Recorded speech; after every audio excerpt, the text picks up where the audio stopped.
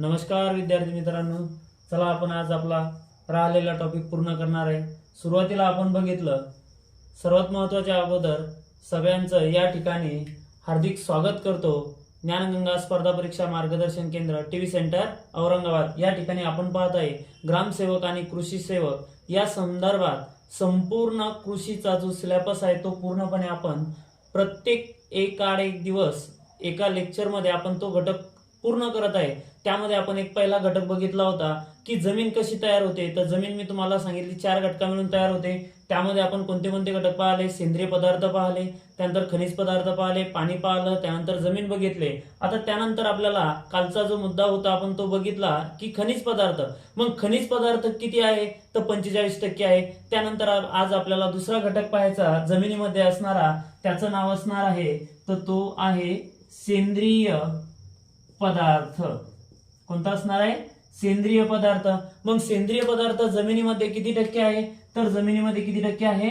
5%। सेंद्रिय पदार्थ जमिनीमध्ये 5% आहे। मग या सेंद्रिय पदार्थामध्ये कोणते कोणते घटक येतात? तुमचे शेतीमध्ये निघणारे किंवा घरामध्ये आपल्या काडी कचरा असेल किंवा इतर टाकाऊ पदार्थ असेल यापासून तयार झालेला पदार्थ म्हणजेच कोणता पदार्थ असणार आहे? सेंद्रिय पदार्थ। मग सेंद्रिय पदार्थ जर बघत असताना त्यामध्ये 2 घटक पडतात। यामध्ये एक कुजलेला पदार्थ असतो आणि दुसरा पदार्थ जर का म्हटलं की तो शेतीमध्ये टाकल्याच्या नंतर कालांतराने दीर्घकालाने सुद्धा तो कुजत नाही। मग त्या ठिकाणी सेंद्रिय पदार्थ आणि दुसरा घटक त्या ठिकाणी घेतला जातो असेंद्रिय पदार्थ किंवा त्यालाच एकूण सेंद्रिय पदार्थ म्हणतात, त्याला आपण म्हणतो टोटल ऑर्गॅनिक मॅटर। मग या ठिकाणी आपण आज पहिला घटक बघणार आहे सेंद्रिय पदार्थ। मग सेंद्रिय पदार्थाला ज्या वेळेस जमिनीमध्ये सेंद्रिय पदार्थ टाकल्याच्या नंतर त्याला गडद काळ्या रंगाचा जो रंग प्राप्त होतो त्याला आपण काय म्हणत असतो? ह्युमस असे म्हणत असतो। मग ह्युमस जो घटक आहे, ह्युमस म्हटल्याच्या नंतर जमिनीत टाकल्याच्या नंतर जमिनीमध्ये त्याचे काय परिणाम होतात?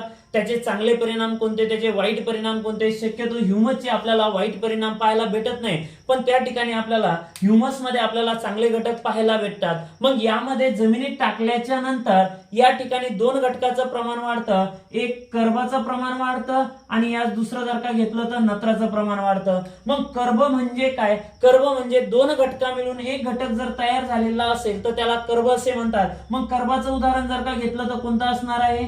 हवा। कोणता असणार आहे?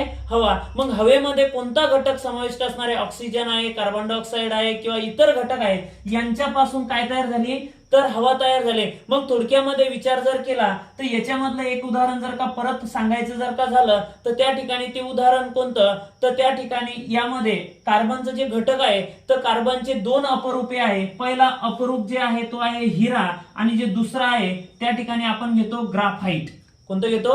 ग्राफाइट। मग पहिला हिरा आहे, दुसरा ग्राफाइट आहे। मग हिऱ्या संदर्भामध्ये आपल्याला प्रश्न विचारला जातो की भारतामध्ये हिऱ्याच्या खाणी कोणत्या राज्यामध्ये आढळतात तर ते राज्य कोणतं असणार आहे? पहिलं राज्य या ठिकाणी असणार आहे कर्नाटक, तर दुसरं राज्य कोणतं असणार आहे? पहिलं राज्य कोणतं आहे?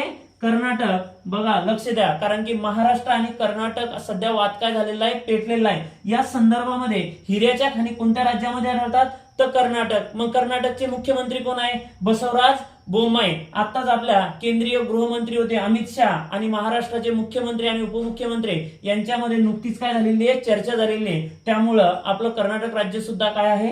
त्या ठिकाणी चर्चेमध्ये आहे। आता त्यानंतर दुसरं राज्य जर घेतलं तर दुसरं राज्य कोणतं असणार आहे तर त्या ठिकाणी म्हणतो आपण त्याला मध्य प्रदेश। मध्य प्रदेश महाराष्ट्राच्या उत्तर दिशेला असणार आहे। मध्य प्रदेश महाराष्ट्राच्या उत्तर दिशेला असून सातपुडा पर्वतरांग महाराष्ट्राच्या उत्तर दिशेला आहे। मध्य प्रदेशला महाराष्ट्रातल्या 8 जिल्ह्याच्या सीमा काय करतात? स्पर्श करतात। मग हा महत्वाचा घटक आहे। त्यानंतर या 2 घटकाचं एकत्रीकरण त्या ठिकाणी जे आहे हे कार्बनचे काय असणार आहे? अपरूपे असणार आहे। मग अपरूपे जर असेल तर कार्बनची संज्ञा मी काल सांगितलेली थोडक्यामध्ये काय असणार आहे? सी असणार आहे आणि नत्राची संज्ञा काय असणार आहे? एन असणार आहे। समजलं? आता हा घटक जर बघितला आपण, यानंतर आपल्याला सगळ्यात महत्वाचा पॉइंट पाहायचा आहे की परीक्षेमध्ये ज्यावेळेस आपल्याला प्रश्न विचारला जातो तर प्रश्न कोणत्या स्वरूपात विचारला जातो? पहा, ज्या वेळेस आपण सेंद्रिय पदार्थ जमिनीमध्ये टाकल्याच्या नंतर तो पदार्थ कुजतो, त्याचा द्वीपकर्ब प्रणाली वायूमध्ये त्याचं रूपांतर होतं आणि बऱ्याच अंशी तो स्थिर असतो। मग त्याच्यामध्ये 3 घटक येतात। 3 घटक कोणते तर त्या ठिकाणी पहिला घटक घ्यायचा आपण जमिनीमध्ये त्या ठिकाणी टाकल्याच्या नंतर त्यामध्ये नत्र पहिला घेऊ आपण कर्ब आणि यास दुसरा घटक घ्यायचा आहे नत्र. मग यांचं आपल्याला प्रमाण घ्यायचं. पहिला घटक मी काय सांगितला, जमीन सांगितला. या ठिकाणी आपल्याला दुसरा घटक घ्यायचा आहे, तर दुसरा घटक कोणता आहे, तर ती असणार आहे वनस्पती. दुसरा घटक वनस्पती. मग तिसरा घटक कोणता असणार आहे, तिसरा घटक या ठिकाणी असणार आहे सूक्ष्म जीवजंतू. काय असणार आहे, सूक्ष्म जीवजंतू किंवा प्राणी मात्रा. बरोबर आहे. या प्राण्यांचं जे मलमूत्र आहे किंवा सूक्ष्म जे जीवजंतू आहे यांच्यापासून आपल्याला जमिनीमध्ये किती टक्के कर्बद्वीप प्रणाली वायू मिळतो किंवा नत्राचं प्रमाण मिळतं या ठिकाणी आपल्याला बघायचं. आता जमिनीमध्ये सेंद्रिय पदार्थ टाकल्याच्या नंतर जमिनीमध्ये कोणते कोणते घटक त्या ठिकाणी आपल्याला मिळतात, तर सेंद्रिय पदार्थापासून जमिनीचा पोत सुधारतो. पोत म्हणजे काय, त्या ठिकाणी जमिनीच्या पिकाला वाढीसाठी लागणारे जे घटक आहे ते आपल्याला त्या ठिकाणाहून मुबलक प्रमाणात उपलब्ध होतात. तशाप्रमाणे या ठिकाणी कार्बनचं आणि नत्राचं प्रमाण विचारलं जातं, तर जमिनीमध्ये नत्राचं प्रमाण किती असणार आहे, 10 ते 12 यास 1. म्हणजे 10% किंवा 12% काय असणार आहे, कर्बद्वीप प्रणाली वायू असणार आहे आणि दुसरं 1% काय असणार आहे, तर नत्र असणार आहे. मग या ठिकाणी वनस्पती जे असणार आहे, मग वनस्पती कोणत्या, झाडपाला असेल किंवा मोठ्या वनस्पती असेल, छोट्याल्या वनस्पती असेल, म्हणजे अशा ज्या वनस्पती आहे यांच्यामध्ये कर्बद्वीप प्रणाली वायू आणि नत्राचं प्रमाण किती टक्के आहे, तर या ठिकाणी ते प्रमाण असणार आहे 20 ते 90 यास 1. हे असणार आहे त्याचं काय प्रमाण. म्हणजे 20 ते 90 यांच्यामध्ये तो घटक आहे आणि इकडे काय असणार आहे, 1 असणार आहे, म्हणजे नत्राचं प्रमाण. त्यानंतर असणार आहे सूक्ष्म जीवजंतू. म्हणजे जमिनीमध्ये जीव असेल, जीवजंतू असेल किंवा प्राणी मात्रा असेल, प्राणी मात्रापासून आपल्याला निघणारं त्यांचं मलमूत्र असेल किंवा इतर घटक असेल, तो घटक जर का तुम्ही जमिनीमध्ये टाकला आणि तो कुजल्याच्या नंतर त्यापासून आपल्याला जे कर्ब आणि नत्राचं प्रमाण मिळतं, तर मग कर्बाचं नत्राचं प्रमाण किती भेटतं, तर ते या ठिकाणी भेटतं 4 ते 9 यास 1. यापैकी आपल्याला एक प्रश्न पेपरमध्ये आपल्याला 100% विचारला जातो, जमिनीमध्ये कर्बाचं आणि नत्राचं प्रमाण हे किती आहे, तर 10 ते 12 यास 1. वनस्पतीमध्ये किती आहे, 20 ते 90 यास 1. सूक्ष्म जीवजंतू आणि प्राणी मात्रामध्ये याचं प्रमाण किती आहे, 4 ते 9 यास 1. आता या संदर्भामध्ये जर बघितलं की ज्या भागामध्ये उष्ण हवामान असते, बरोबर आहे, मग उष्ण हवामानामध्ये कर्बाचे प्रमाण कमी असल्याने त्या ठिकाणी कर्ब आणि नत्राचे प्रमाण कसं राहतं, गुणोत्तर त्याचं स्थिर राहतं. त्याचं गुणोत्तर कमी जास्त प्रमाणामध्ये होत नाही. पण कोणत्या जमिनीमध्ये, आपण या ठिकाणी एक मुद्दा घेऊ, कोणती जमीन सांगितली मी, उष्ण जमिनीमध्ये कर्बाचं आणि नत्राचं प्रमाण त्या ठिकाणी कसं राहतं, स्थिर राहतं. मग जमिनीचा, आता या ठिकाणी जमिनीचे आपल्याला घटक घेतला तर इथं उष्णता घेतली तर जमिनीचा एक खालचा थर आहे आणि एक वरचा थर आहे. म्हणजे जमिनीच्या खालच्या थरामध्ये हे जे गुणोत्तर आहे, ही जी जमीन जर घेतली असेल, या ठिकाणी आपण जर जमीन तयार केली तर या जमिनीमध्ये जवळपास 3 घटक पडतात. पहा, उथळ जमीन, मध्यम खोल जमीन आणि खोल जमीन. अशा प्रकारामध्ये जर या ठिकाणी आपण जमिनीच्या खालच्या थरामध्ये हा जर घटक घेतला कर्बद्वीप प्रणाली वायू, याचं प्रमाण या ठिकाणी कसं राहते, तर कमी राहते. कोणत्या प्रकारात राहते, तर कमी राहते. त्यानंतर कडधान्यामध्ये या कर्बद्वीप प्रणाली वायूचं प्रमाण आणि नत्राचं प्रमाण सुद्धा कसं असते, तर हा झाला पहिला मुद्दा, हा झाला दुसरा मुद्दा आणि तिसरा मुद्दा येतो जे कडधान्य वर्गीय पीक आहे. आता कडधान्य म्हणजे काय आणि तृणधान्य म्हणजे काय आणि गळीत वर्गीय पिके म्हणजे काय ते तर आपण समोर बघणारच आहे. पण कडधान्य म्हणजे काय, ज्याच्या 2 खापा होतात किंवा ज्याच्या 2 आपल्याला खपल्या केल्या जातात त्याला काय म्हणायचं, कडधान्य. काय म्हणायचं, कडधान्य. आणि तृणधान्य म्हणजे काय, ज्याच्या आपल्याला त्या ठिकाणी 2 खापा होत नाही किंवा 2 घटक त्याचे होत नाही. थोडक्यामध्ये ज्या डाळी आहेत त्या कडधान्यामध्ये येतात. आणि तृणधान्यामध्ये असेल, ज्वारी असेल, गहू असेल, मोहरी असेल, हे जे घटक आहे हे आपल्या तृणधान्यामध्ये येतात. आणि गळीत धान्य म्हणजे काय, ज्या घटकापासून, ज्या वनस्पतीपासून किंवा ज्या पिकापासून आपल्याला तेल निघते त्याला काय म्हणायचं, तर त्या ठिकाणी त्याला म्हणायचं गळीत धान्य. मग या ठिकाणी जे गुणोत्तर आहे तर कडधान्यामध्ये गुणोत्तर कमी प्रमाणात राहते, तर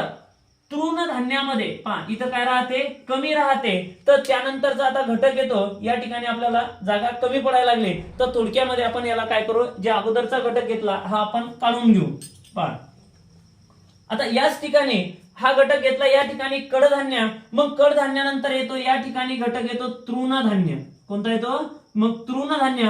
मग तृणधान्यामध्ये जे प्रमाण आहे तर तृणधान्यामध्ये हे प्रमाण कसं असते, तर जास्त असते. बघा लक्ष द्या, काय सांगितला मुद्दा, कडधान्यामध्ये कर्बनत्राचं प्रमाण कमी असते तर तृणधान्यामध्ये कर्बनत्राचं प्रमाण कसं असते, जास्त असते. सेंद्रिय पदार्थात टाकल्याच्या नंतर 15 ते 20 दिवसात, किती दिवसात? 15 ते 20 दिवसात ज्यावेळेस जमिनीमध्ये तुम्ही सेंद्रिय पदार्थ टाकसाल, तर सेंद्रिय पदार्थ टाकल्याच्या नंतर 15 ते 20 दिवसात त्यामध्ये कर्ब पदार्थाचे काय होते? विघटन होते. काय होते? विघटन होते. आणि कर्ब द्वीप प्रणाली वायू काय होतो?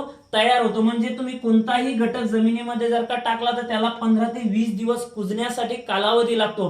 पण काही जमिनीमध्ये याचे रूपांतर जे घटक आहे, यावेळी जमिनीतील नायट्रेटचे प्रमाण कसे होत असते? तर कमी होत असते. म्हणजे हा घटक आपल्याला या ठिकाणी काय ठरतो? महत्वाचा ठरतो. त्याच्यानंतर आपण बघितलं, मी पहिला मुद्दा काय सांगितला? उष्ण सांगितला, नंतर जमीन सांगितली, कडधान्य सांगितलं, तृणधान्य सांगितलं. त्याच्यानंतर जमिनीमध्ये सेंद्रिय पदार्थ टाकल्याच्या नंतर 15 ते 20 दिवसामध्ये कुजतात आणि त्यामध्ये कर्बद्वीप प्रणाली वायूचं काय होतं? त्या ठिकाणी उत्पन्न होतं. आता त्याच्यानंतर असणारे सेंद्रिय पदार्थाचा परिणाम काय होतो? म्हणजे सेंद्रिय पदार्थ जर का असेल तर परिणाम, थोडक्यामध्ये जर विचार केला, परिणाम आणि परिमाण यामध्ये बदल आहे. परिमाण जर का म्हटलं तर तुम्हाला मापन करता येतं. मापन कशामध्ये? लिटर, मीटर, किलोग्रॅम या घटकामध्ये तुम्हाला मापन करता येतं. पण परिणाम म्हणजे काय? ज्यावेळेस सेंद्रिय पदार्थ जमिनीमध्ये टाकल्या जातात तर त्याचा पिकावर कोणता परिणाम होतो, त्याचा जमिनीवर कोणता परिणाम होतो, तर त्या ठिकाणी पहिलाच मुद्दा या ठिकाणी क्लिअर होतो की जमिनीमध्ये जर का सेंद्रिय पदार्थ जर का वाढलेले असेल तर त्या ठिकाणी जमिनीची पाणी धरून ठेवण्याची क्षमता काय होत असते? तर वाढते. काय असते? पाणी धरून ठेवण्याची क्षमता काय होते? वाढते. मग पाणी धरून ठेवण्याची जर क्षमता वाढली असेल तर ज्या वेळेस पाणी जर का जमिनीमध्ये स्थिरावलं असेल आणि पाणी जर का जमिनीमध्ये राहत असेल, त्यावेळेस पिकाला जेव्हा पाणी लागत असेल तेव्हा ते पाणी काय होणार आहे? उपलब्ध होणार आहे. मग स्वतःच्या वजनाच्या, आता हा प्रश्न आपल्याला हायलाइट आहे ना आणि महत्वाचा आहे. पहा, जे ह्युमस आहे, तुम्हाला ह्युमस सांगितलं, जे ह्युमस आहे किंवा सेंद्रिय पदार्थ आहे, हा स्वतःच्या वजनाच्या किती टक्के पाणी धरून ठेवतो किंवा किती पट पाणी धरून ठेवतो? तर त्या ठिकाणी तो धरून ठेवतो 1.25 पट. लक्षात ठेवा, बरोबर आहे. म्हणजे एक घटक असेल तो त्याच्या वजनाच्या किती पट पाणी धरून ठेवतो? तर 1.25 पट या ठिकाणी काय करून ठेवतो? तो पाणी स्वतःच्या वजनाच्या धरून ठेवतो. आणि त्यानंतर आहे जमिनीची जलधारण शक्ती सुद्धा याच्यामुळे काय होते? तर वाढते. जलधारण शक्ती काय वाढते? जलधारण शक्ती सुद्धा जमिनीची या ठिकाणी काय होते?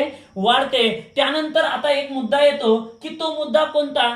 तो येतो विषम कणाकर्षण आणि समकणाकर्षण. विषम म्हणजे जमिनीमध्ये जे घटक आहे, थोडक्यामध्ये आपण एक घटक म्हणतो विषम आहे आणि एक घटक म्हणतो काय आहे? सम आहे. मग या ठिकाणी आपल्याला दोन संकल्पना येतात, विषम कणाकर्षण आणि समकणाकर्षण. मग त्या ठिकाणी इथं मुद्दा घेतो मी, पहिला घेतो विषम आणि दुसरा घेतो सम. म्हणजे विषम कणाकर्षण म्हणजे काय आणि समकणाकर्षण म्हणजे काय? विषम कणाकर्षण म्हणजे ऍडॅजिव्ह प्रेशर. काय म्हणायचं? ऍडॅजिव्ह प्रेशर. आणि त्याच्यानंतर दुसरं जे समाकर्षण आहे त्याला म्हणायचं कोहिजिव्ह प्रेशर. काय म्हणायचं?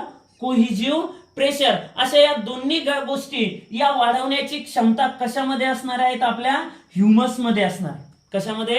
ह्युमस मध्ये. आणि वाळूयुक्त चिकन जमीन असेल त्या मातीचा पोत सुधारण्याची क्षमता सुद्धा कशामध्ये असणार आहे? सेंद्रिय पदार्थामध्ये असणार आहे. आणि वनस्पतीचा जमिनीचा जो काळा रंग आहे हा कशामुळे तयार होतो? तर सेंद्रिय पदार्थामुळे तयार होतो. आता यानंतरचा जो घटक येणार आहे तर तो कोणता? तर तो विद्राव्य स्वरूपामध्ये सेंद्रिय पदार्थामुळे वनस्पतींना पोषक विद्राव्य स्थितीमध्ये उपलब्ध होतात. तर विद्राव्य स्थितीमध्ये म्हणजे थोडक्यामध्ये काय की एखादा घटक आहे, एखाद्या घटकामध्ये एकापेक्षा जास्त घटक एकमेकांमध्ये मिसळवायचे आणि त्यापासून फक्त एकच घटक तयार करायचा, त्याला म्हणायचं विद्राव्य स्थिती. मग विद्राव्य स्थिती म्हणजे काय? थोडक्यामध्ये आपण जर घेतलं तांबे आणि जस्त जर का वितळवलं तर त्या ठिकाणी काय तयार होतं रे? तर पित्तळ तयार होतं. म्हणजे अशा प्रकारचा हा घटक या ठिकाणी येणार आहे. आपण आज दुसरा टॉपिक घेतला या ठिकाणी की सेंद्रिय पदार्थ. पहिला घेतला होता आपण खनिज पदार्थ, दुसरा घटक घेतला आपण त्या ठिकाणी सेंद्रिय पदार्थ. सेंद्रिय पदार्थ जमिनीमध्ये किती टक्के असतात? 5%. त्यामधलं लक्षात काय ठेवायचं का पेपरसाठी आपल्याला महत्वाचं काय आहे? तर या ठिकाणी तुम्हाला ह्या 3 गोष्टी आपल्याला काय असणार आहे? महत्वाच्या. जमिनीमध्ये कर्ब आणि नत्राचे प्रमाण किती टक्के असते? 10 ते 12 या सेक असते. वनस्पतीमध्ये हे किती प्रमाण असते? 20 ते 90 या सेक असते. आणि सूक्ष्म जीवजंतू आणि प्राणी मात्रामध्ये याचं प्रमाण किती असते? 4 ते 9 यास 1 असते. त्याच्यानंतर जे आपल्याला उष्ण जमिनीमध्ये कर्बाचे आणि नत्राचे प्रमाण जे आहे यांचं जे गुणोत्तर आहे सारख्या प्रमाणामध्ये असतं. त्यानंतर जर जमिनीमध्ये जर का घेतलं तर त्याचं प्रमाण कमी असतं, पण कडधान्यामध्ये सुद्धा याचं प्रमाण कमी असतं. पण हा महत्वाचा सगळ्यात महत्वाचा मुद्दा आहे की तृणधान्यामध्ये कर्ब आणि नत्राचं प्रमाण या ठिकाणी कसं असतं तर जास्त असते. ज्यावेळेस तुम्ही सेंद्रिय पदार्थ जमिनीमध्ये टाकता 15 ते 20 दिवसानंतर त्या ठिकाणी कर्बद्वीप प्रणाली वायू काय होतो तयार होतो आणि त्यानंतर त्याचे परिणाम आहे सेंद्रिय पदार्थाचे की पाणी धरून ठेवण्याची क्षमता वाढते. ह्युमसमुळे किंवा सेंद्रिय पदार्थ ज्यावेळेस तयार होतो त्याच्या वजनाच्या तो 2.5 पट पाणी धरून ठेवतो. त्यानंतर त्याची जलधारण जमिनीची जलधारण शक्ती सुद्धा वाढते आणि त्याच्यामध्ये 2 घटक तयार होतात. तर एक आहे विषम कणाकर्षण आणि समाकर्षण. त्यामध्ये विषम कणाकर्षणला म्हणतात ऍडेजिव्ह प्रेशर आणि समकणाकर्षणाला म्हणतात कोइजिव्ह प्रेशर. अशा प्रकारचा आपला सेंद्रिय पदार्थ जो आहे जमिनीमध्ये हा किती टक्के आहे 5%. जर व्हिडिओ आवडला असेल तर सबस्क्राईब आणि बेल आयकॉनला क्लिक करावे. त्यानंतर तसेच आपल्या मित्र आणि मैत्रिणीला जर कोणी तयारी करत असेल तर त्यांना आवडल्यास अवश्य त्यांना काय करायचंय शेअर करायचंय. धन्यवाद.